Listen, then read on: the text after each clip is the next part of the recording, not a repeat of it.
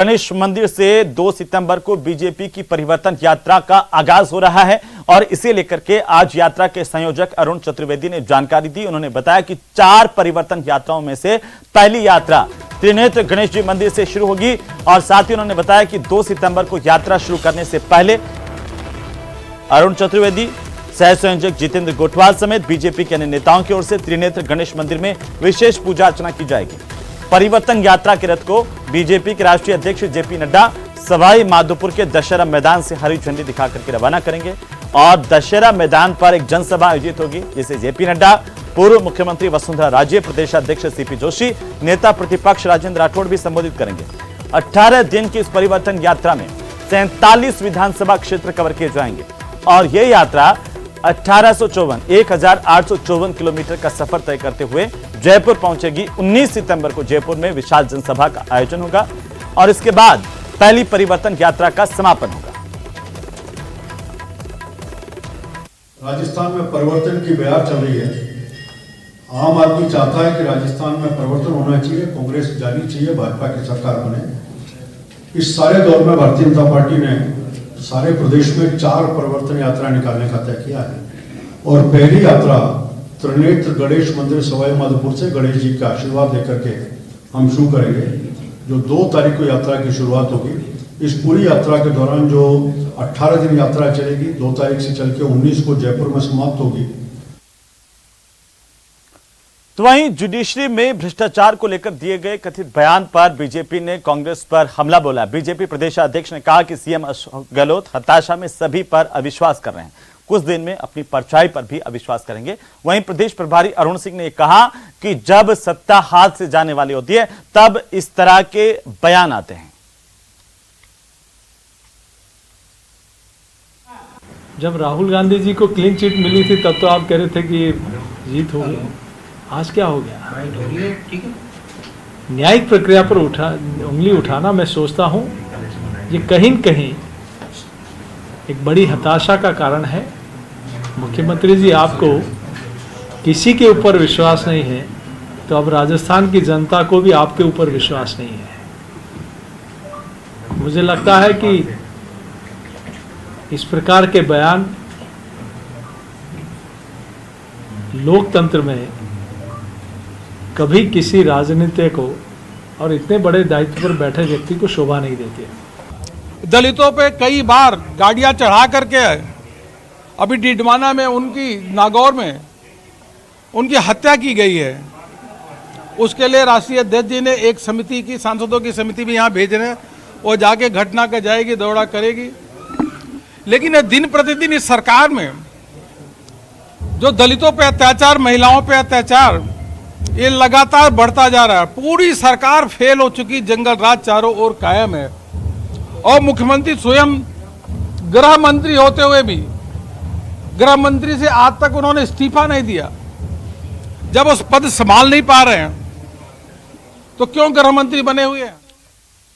और अब बात करेंगे शेरों पर सियासत होगी तेज। जी हां, अब गुजरात की तरह ही राजस्थान में भी एशियाटिक लायन सेंचुरी बनाने की तैयारी है और इसी लेकर के सीएम अशोक गहलोत प्रधानमंत्री नरेंद्र मोदी को पत्र लिखने वाले हैं और सब कुछ अगर सही रहा तो राजस्थान में भी जल्द ही लायन रिजर्व कायम होगा और राजस्थान में भी शेर दहाड़ते हुए नजर आएंगे। आपको बता दें कि प्राकृतिक रूप से शेर अभी केवल गुजरात में पाए जाते हैं, गिर में, और राजस्थान में भी अब तैयारी की जा रही है कि लायन सफारी हो और शेरों को लेकर के लायन सेंचुरी बनाई जाए। राजस्थान के मुख्यमंत्री अशोक गहलोत देश के प्रधानमंत्री नरेंद्र मोदी को पत्र लिखकर के गुजरात के शेर राजस्थान में लाने की मांग करेंगे। दरअसल ये मांग लंबे अरसे से चली आ रही थी, लेकिन पहले इस मामले में 1993 में एक फिजिबिलिटी रिपोर्ट तैयार की गई थी जिसमें कूनो जो नेशनल पार्क है उसे पहला स्थान दिया गया था। इसमें राजस्थान के 2 स्थानों का भी जिक्र किया गया था, लेकिन जब कूनो के अंदर चीतों को बसा दिया गया तो ऐसे में राजस्थान की संभावना फिर से बढ़ गई है और इस पूरे मामले में मुख्यमंत्री अशोक गहलोत की ओर से वन्यजीव मंडल में हुई महत्वपूर्ण बैठक के बाद एक पत्र केंद्र को भेजने के लिए कहा गया है, जिसमें राजस्थान में भी ऐसे इलाकों में शेरों को बसाने की संभावनाएं तलाशने की जो पुरानी बात थी उसे फिर से बल मिल गया है। उम्मीद की जानी चाहिए कि राजस्थान में इस तरह की कोशिशों को फिर से बढ़ावा दिया जाएगा और राजस्थान में शेर करीब 151 साल बाद फिर से दहाड़ते हुए जंगल में प्राकृतिक माहौल में सुनने को मिलेंगे। कैमरा पर्सन मान सिंह के साथ में अरबाज अहमद, न्यूज़ 18 के लिए जयपुर। तो मुख्यमंत्री अशोक गहलोत के जुडिशरी पर दिए गए बयान के खिलाफ बूंदी में एक वकील ने सीजेएम कोर्ट में परिवाद पेश किया है और सीएम के खिलाफ मुकदमा दर्ज किए जाने की मांग की है, जिस पर मुख्य न्यायाधीश ने परिवाद पर सुनवाई के लिए 5 सितंबर की तारीख तय की है और जिला पुलिस अधीक्षक कोतवाली बूंदी को भी परिवाद की कॉपी भेजने के आदेश दिए हैं।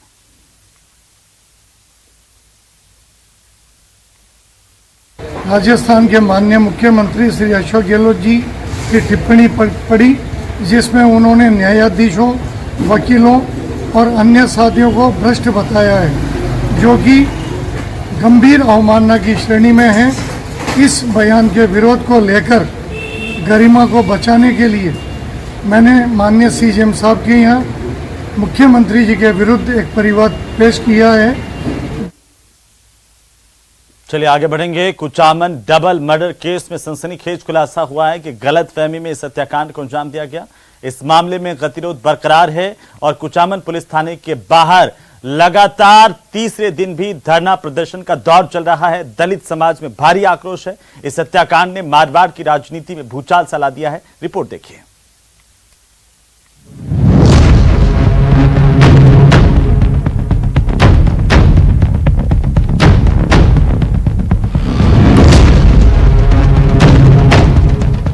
कुचामन डबल मर्डर केस में नया मोड़।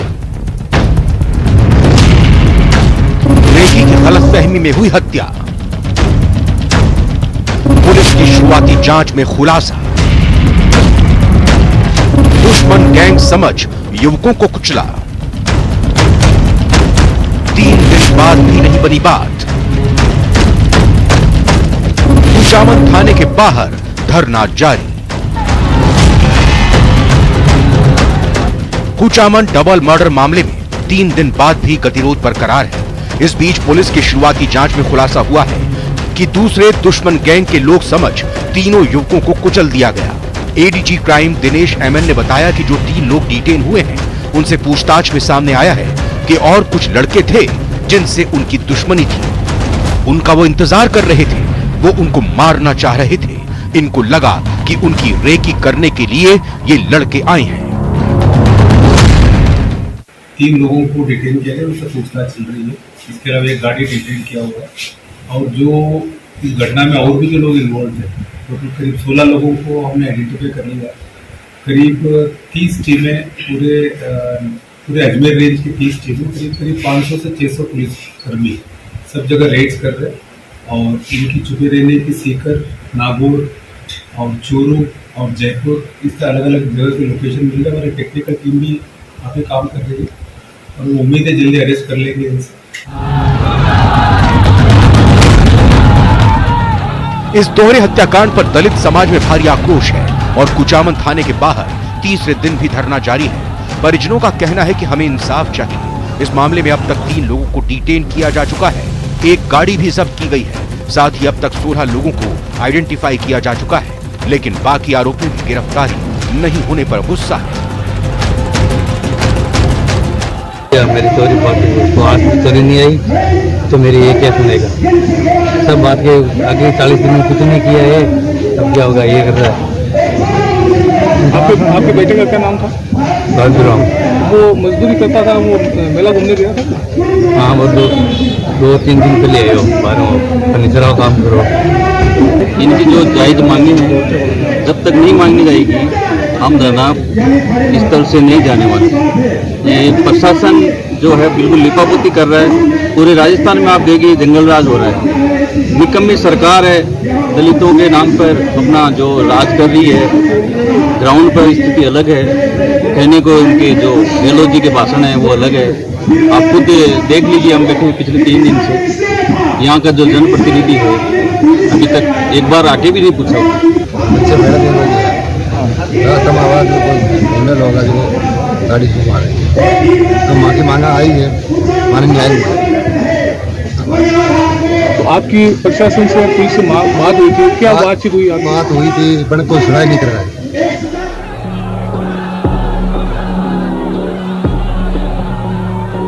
विधानसभा चुनाव से पहले हुए इस हत्याकांड ने मारवाड़ की राजनीति में भूचाल ला दिया है। इसे लेकर जहां बीजेपी के नेता प्रतिपक्ष राजेंद्र राठौर समेत कई नेता हमलावर हैं, वहीं पार्टी ने 2-2 जांच कमेटियों का गठन कर चुनावी समय में दलित वोटर्स रिझाने की पूरी कोशिश की है।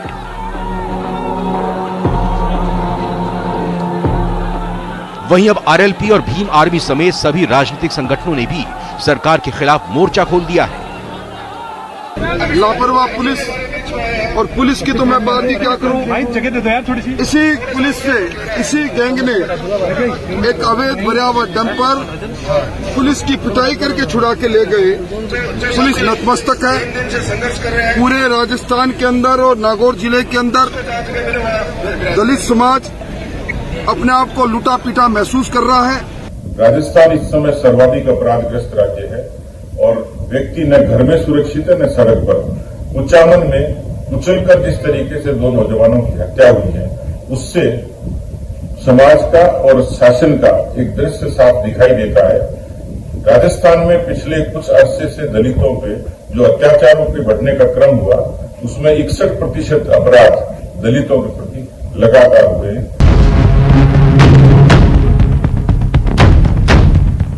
इलाके में बढ़ते अपराधियों के हौसले पुलिस के लिए अब लगातार चुनावी मौसम में चुनौती बनते जा रहे हैं, तो वहीं सरकार के लिए भी ये अग्नि परीक्षा से कम नहीं होगा कि आरोपियों की तुरंत गिरफ्तारी कर दलित समुदाय को सुरक्षा का भरोसा दे पाए। डीडवाना कुचामन से न्यूज 18 राजस्थान के लिए महेंद्र बिश्नोई की रिपोर्ट। तो चलिए आगे बढ़ेंगे, एक नजर डालते हैं आज की इलेक्शन टॉप 10 खबरों पर। मुंबई में इंडिया गठबंधन की तीसरी मीटिंग